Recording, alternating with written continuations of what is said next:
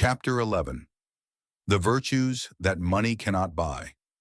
My Philosophy in Life. As I look back on all the paths I walked, the successes, the failures, the suffering, the learning, one truth stands out. Everything rests on character. I did not inherit wealth. I did not inherit land. I did not inherit businesses waiting to be passed on. But from my parents, I inherited something far more valuable, something that became the compass of my entire life, my decisions, my work, my marriage, my leadership, my writing, and my mission: honesty and dedication to duty. These two virtues shaped everything I became. Honesty meant more than telling the truth. It meant being the same person in private as in public. It meant doing the right thing even when no one was watching. It meant carrying responsibility with dignity, not pride. It meant earning trust through consistency, not words. Dedication to duty, on the other hand, was a way of life.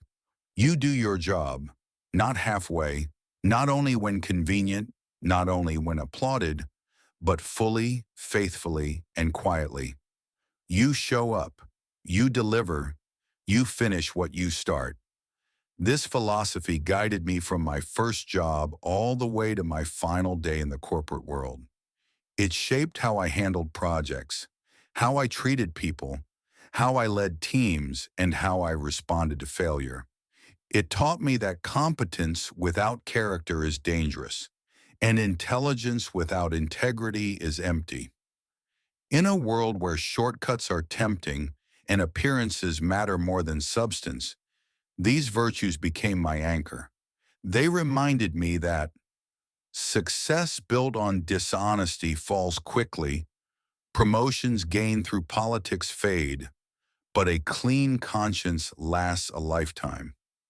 These principles also shaped the way I raised my children. I did not want to leave them wealth that disappears. I wanted to leave them a moral compass that endures. And as I entered my later years, these same virtues became the foundation of my writing. I realized that the youth today are surrounded by noise, confusion, and temptations. They are pressured to compare, to impress, to pretend. They scroll endlessly, yet feel empty. And so I made a promise to myself: I will use the virtues I inherited to guide the generation that inherited chaos. I want the young to understand that responsibility is not old-fashioned, that integrity is not outdated, and that faith is not irrelevant. I want them to know that their future depends on the choices they make today, choices that form the pattern of their lives long before they see it.